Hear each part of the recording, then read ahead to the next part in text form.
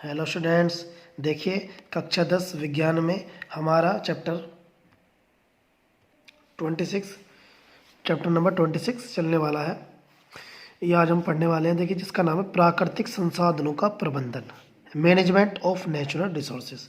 जो हमारे पास प्रकृति से हमें संसाधन प्राप्त होते हैं, उनका प्रबंधन हम कैसे कर सकते हैं या अपने जीवन जीने योग्य में उन्हें कैसे इस्तेमाल कर सकते हैं, कैसे उनका उपयोग किया जाता है, इसके बारे में आज हम पढ़ने वाले हैं। तो आइए चलते हैं चैप्टर पर। वे पदार्थ जो मानव के लिए उपयोगी हों तथा जिनके उपयोगी उत्पादन में रूपांतरित किया जा सके या जिनका उपयोग किसी उपयोगी वस्तु के निर्माण में किया जा सके, वो संसाधन कहलाते हैं। जिनका उपयोग किसी भी उपयोगी वस्तु के निर्माण में किया जा सकते हैं या किसी भी वस्तु का जिसमें उपयोग कम कर सकते हैं, उसे हम संसाधन कहते हैं। और वे संसाधन जिन्हें प्रकृति से प्राप्त किया जाता है, जो हमें नेचुरल प्राकृतिक से मिलते हैं, प्रकृति से मिलते हैं, उन्हें हम प्राकृतिक संसाधन कहते हैं। ठीक है। प्राकृतिक संसाधन प्रकृति में हवा, जल, मृदा, खनिज, जंतु, पादपों के रूप में संग्रहित होते हैं, जो हमें प्रकृति से प्राप्त होते हैं। ठीक है स्टूडेंट्स। प्राकृतिक संसाधनों को दो श्रेणी में वर्गीकृत किया गया है। नंबर 1 श्रेणी है अक्षय संसाधन। अक्षय संसाधन कौन सा होता है? ये प्राकृतिक संसाधन है और जो असीमित मात्रा में उपलब्ध होते हैं। असीमित मात्रा का मतलब है इनका हमारे पास भंडार है, इनकी मात्रा हमारे पास बहुत ही अधिक होती है या ये बहुत अधिक मात्रा में हमारे पास उपलब्ध होते हैं।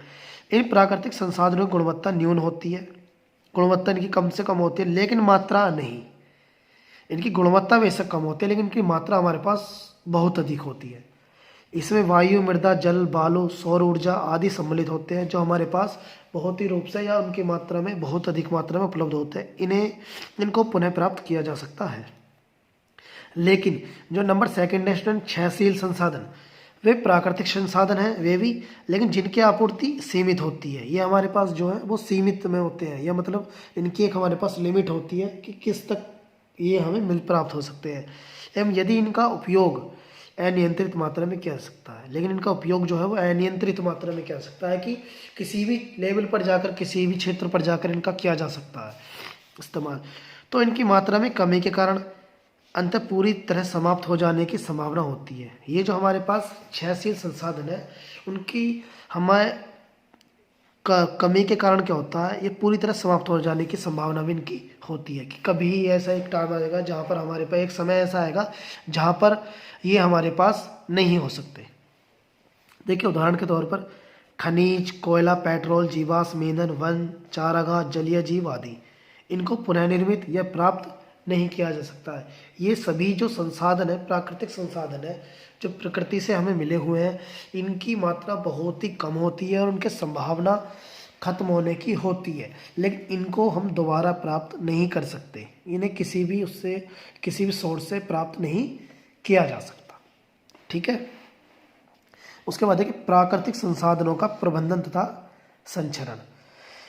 पृथ्वी पर संपदाएं, यह संसाधन सीमित मात्रा में उपलब्ध होते हैं। मानव जनसंख्या में तीव्र वृद्धि के कारण संपदाओं या संसाधनों के लिए मांग दिन प्रतिदिन बढ़ रही है, अतः इनका उचित प्रबंधन सुनिश्चित करता है। देखिए हमारे देश में क्या होता है, जो जनसंख्या वृद्धि है वो बहुत अधिक रफ्तार से जा रही है, जिसके कारण क्या हो रहा है, हमें संसाधनों की कमी पड़ रही है। संसाधनों का हमें और ज़्यादा उपयोग करना पड़ेगा, जिससे क्या होगा, कम मात्रा में हमें कम लागत में अधिक मात्रा प्राप्त हो सके। प्राकृतिक संसाधनों का विवेकपूर्ण उपयोग किया जाए ताकि वे वर्तमान पीढ़ी की आवश्यकताओं को पूरा कर सके। और हमें जो प्राकृतिक संपदा है उनका विवेकपूर्ण उपयोग करना चाहिए, जिससे कि आने वाली जो पीढ़ी है उन्हें कोई भी परेशानी का सामना ना करना पड़े और वो उन्हें उपयोग कर सके। ठीक है। यह प्राकृतिक संपदाओं का उचित वर्णन भी सुनिश्चित है और इन संपदाओं के वितरण से आप सभी लोगों को लाभ हो सके। ठीक है स्टूडेंट। तो सबसे पहले देखिए इसमें जो होता है 3 कारण है, एक तो कम उपयोग करना, एक पुनः चक्रण, एक पुनः उपयोग करना। हम अगर जो प्राकृतिक संसाधन है, अगर हम चाहते हैं कि जो हमारे आने वाली पीढ़ी इनके लिए ना तरसे या किसी परेशानी का सामना ना करना पड़े, तो हमें इसके लिए प्राकृतिक संसाधनों के 3 उपाय हैं हमारे पास। कौन कौन से हैं? पहला है कम उपयोग करना, दूसरा पुनः चक्रण, तीसरा है पुनः उपयोग करना। सबसे पहले हम बात करने वाले हैं कम उपयोग करने की, जिसे हम कहते हैं। इससे तात्पर्य है कि कम से कम वस्तु का उपयोग करना चाहिए, क्योंकि हमारे द्वारा उपयोग किए जाने पदार्थ या वस्तुएं प्रत्यक्ष व प्रत्यक्ष रूप से प्राकृतिक संसाधनों से ही प्राप्त होती है। देखिए, हमें वस्तुओं का कम से कम इस्तेमाल करना चाहिए, क्योंकि हमें कोई भी वस्तु है वो हमें हमेशा प्राकृतिक से ही प्राप्त होती है। जैसे आवश्यकता न होने पर पंखे व बल्ब के स्विच बंद कर दे, विद्युत को बचाना चाहिए, खाद्य सामग्री को बेकार नहीं करना चाहिए और जल को कभी व्यर्थ नहीं बहाना चाहिए।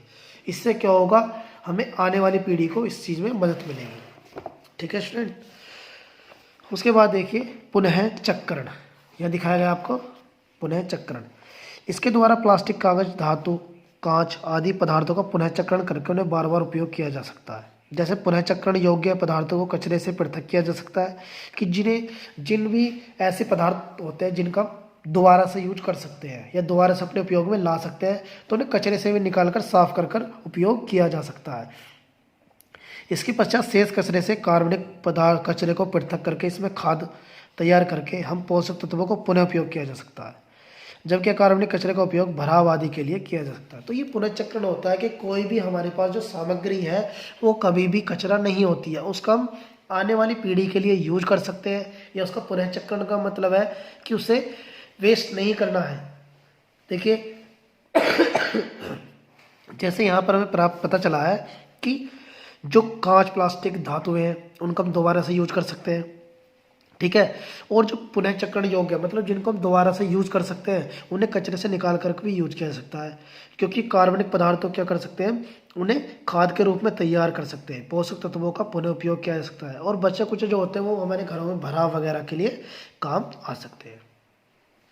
पुनः उपयोग करना, रिसर्च, यह पुनः चक्रण से बेहतर साधन है क्योंकि इसमें ऊर्जा खर्च नहीं होती है एवं वस्तु का बार बार उपयोग किया जा सकता है। जैसे कांच में प्लास्टिक के डिब्बे, बोतल आदि का बार बार उपयोग किया जा सकता है। जैम तथा अचार की खाली बोतलों, डिब्बों में रसोई घर के सामान का संग्रहण किया जा सकता है।